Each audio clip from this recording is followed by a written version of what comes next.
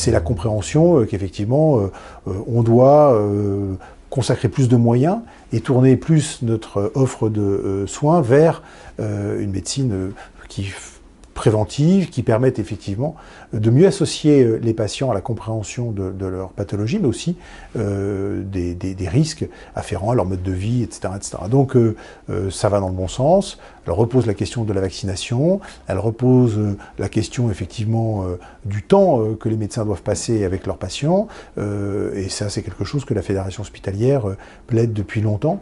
Ce virage vers la prévention, il est nécessaire.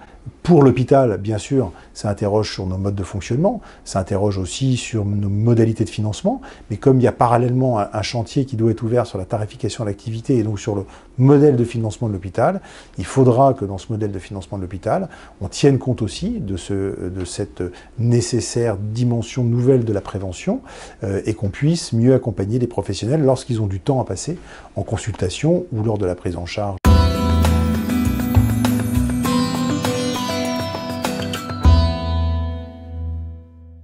Il faut corriger la T2A pour effectivement permettre de garder ce lien avec la réalité de l'activité, mais aussi pour inventer cette médecine au parcours qui est nécessaire. Simplement, c'est compliqué, donc il y a des expérimentations qui vont être lancées. Il faut qu'on joue le jeu tous, hôpitaux, médecine de ville, médecine libérale, pour effectivement essayer d'être partie prenante de ces expérimentations, parce qu'elles sont majeures derrière pour déboucher sur un système qui permette de mieux financer chaque acteur au moment où il intervient vraiment dans la prise en charge, et ça c'est compliqué.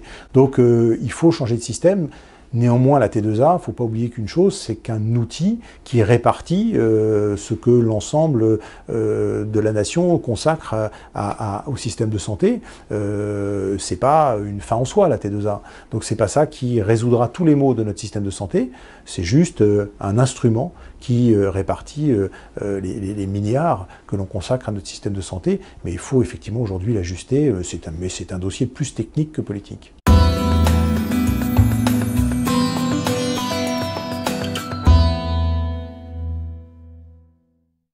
Les médecins estiment qu'entre 25% à 30% de leurs actes sont sans doute des actes inutiles. Ça, c'est du déclaratif, c'est sur la base de sondages, mais ça donne quand même l'ampleur du phénomène.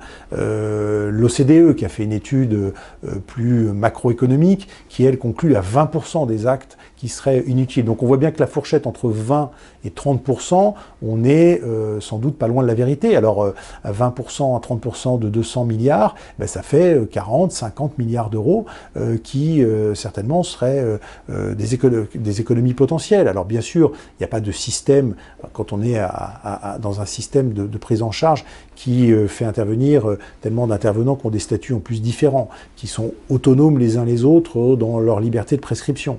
On ne fait pas cohabiter tous ces professionnels dans une fluidité qui ferait qu'on n'ait plus aucun euro de mal dépensé. Donc il y aura toujours un peu, j'allais dire, un peu de déperdition en ligne.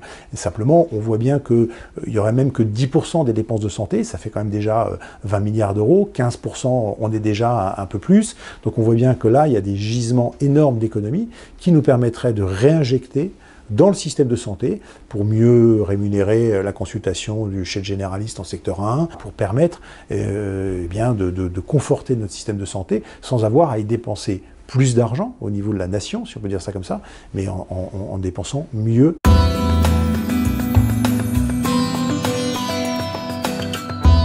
La souffrance que vit aujourd'hui l'hôpital, c'est des années d'économie, sans que derrière les réformes sur le financement, sur le lien avec la médecine de ville, sur la lutte contre les actes inutiles pour retrouver de l'oxygène financier, sur l'abaissement des contraintes administratives, sans que toutes ces réformes aient été menées.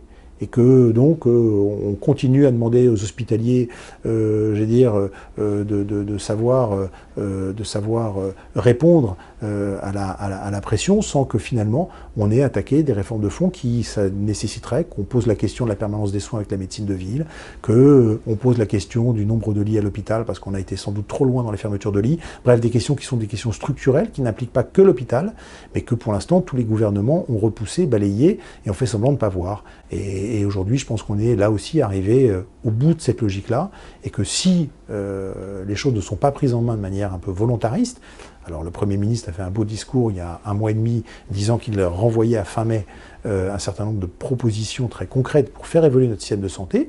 Moi, je veux le croire, parce que si jamais il n'est pas au rendez-vous fin mai, alors ça veut dire qu'on continue cette logique mortifère pour l'hôpital, de toujours plus d'économies, et là, on risque de prendre, j'allais dire, on prend le risque plutôt d'avoir une crise sociale qui serait compliquée.